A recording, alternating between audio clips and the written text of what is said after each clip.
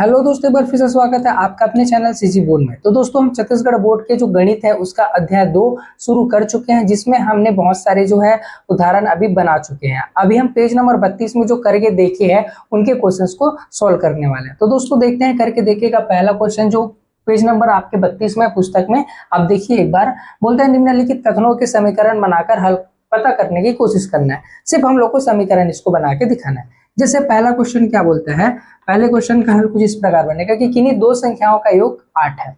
तो मैं मान लेता हूँ, मेरे को तो नहीं पता वो दो संख्या कौन कौन सी है, तो मैं मान के चलूंगा कि माना पहली संख्या x तथा दूसरी संख्या y है, ये मान के चलता हूँ। ठीक है। अब प्रश्नानुसार क्या बोलता है कि दो संख्याओं का योग 8 है। तो पहली संख्या प्लस दूसरी संख्या इन दोनों का योग क्या है, 8 है। पहली संख्या x और दूसरी संख्या y बराबर 8। यही इसका सीधा सीधा उत्तर होगा, क्योंकि हम लोग समीकरण बना के दिखा दिए। अब इसका हल हो नहीं सकता क्योंकि आगे और डाटा हमको नहीं दिया। अब चलते हैं दूसरे क्वेश्चन। दूसरा क्वेश्चन क्या बोलता है, शशांक और उसके पिता की आयु का अंतर 30 है। तो इसमें भी सेम काम करेंगे, मानेंगे। क्या बोलते हैं, माना शशांक की आयु x, माना शशांक की आयु x तथा उसके पिता की आयु y है। अब प्रश्नानुसार क्या बोलता है कि शशांक और उसके पिता की आयु का अंतर क्या है, 30 है। अंतर यानी x शशांक की आयु, y उसके पिता की आयु, दोनों का अंतर यानी माइनस, और बराबर क्या है, 30। तो यही सीधा सीधा इसका क्या हो जाएगा, आंसर। इसमें भी और आंसर नहीं निकलेगा क्योंकि इसका डाटा पूरा तरीके से नहीं दिया। तो ये दोनों क्वेश्चन कुछ इस प्रकार से बनेंगे। अब इसको जल्दी से नोट कर लीजिए। दोस्तों चलते हैं अगले वाले क्वेश्चन में। अगला वाला क्वेश्चन क्या बोलता है, तीसरा नंबर का, एक थैले में 1 रुपए व 5 रुपए के 100 सिक्के हैं। तो पहले इसको हम लोग मान के ही चलेंगे। क्या मानेंगे कि माना 1 रुपए के x तथा 5 रुपए के y सिक्के हैं, इसको हम लोग मान के चलते हैं।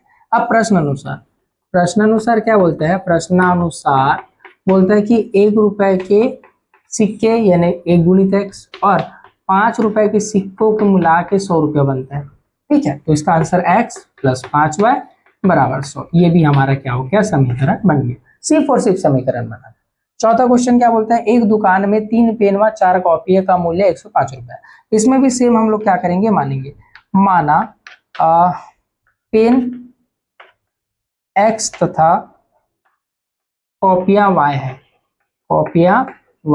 इसको मान के चलते हैं। अब मेरे पास 3 पेन है तो 3x हो जाएगा, प्लस मेरे पास 4 कॉपी है तो 4y हो जाएगा। दोनों का अगर टोटल मूल्य निकालो तो 3x प्लस 4y कितना हो जाएगा, 105। ये भी एक प्रकार का हमारा समीकरण बन गया, एक लाइन।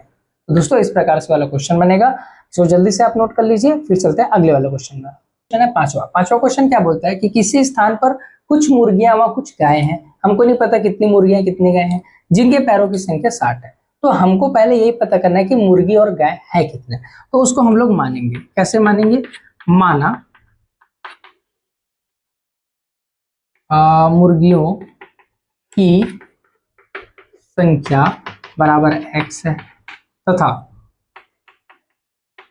गायों की संख्या बराबर y है। इसको मान लेते हैं। ठीक है, कि मेरे पास x मुर्गियां हैं और y गाय है। अब बताना कि चूंकि मुर्गियों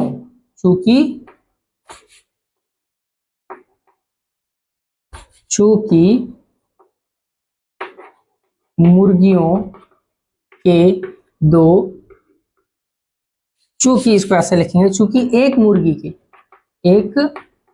मुर्गी के 2 पैर होते हैं, तब हमारे पास x मुर्गियों की संख्या है, उसको लिखेंगे तब एक्स मुर्गियों के पैरों की संख्या कितनी हो जाएगी? मेरे पास एक्स मतलब टोटल कितने पैर होते हैं एक मुर्गी के? 2 पैर होते हैं।